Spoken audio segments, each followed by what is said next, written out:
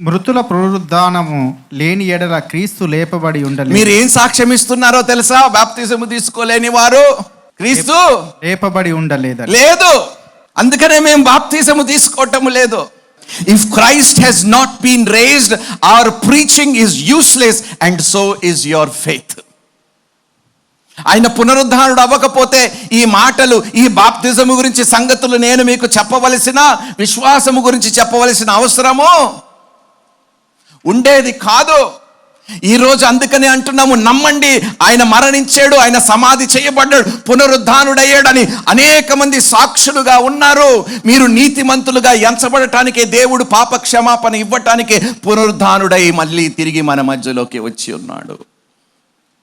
హల్లెలూయా, హల్లెలూయా. ఆయన గాని సమాధిలో నుండి లేవకపోతే నథింగ్ మ్యాటర్స్ టు మీ. ఆయన పునరుద్ధానుడయ్యాడు కాబట్టి నా బలహీనతను జయించే పునరుద్ధానపు శక్తితో నన్ను మార్చాడు నా దేవుడు. హల్లెలూయా. అదే సాక్ష్యం.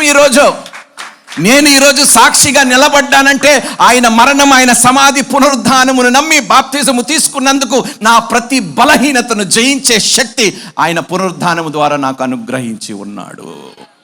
చెప్తున్నాను నాన్న, ఆలస్యము గడ్డి పువ్వు వంటి వారము.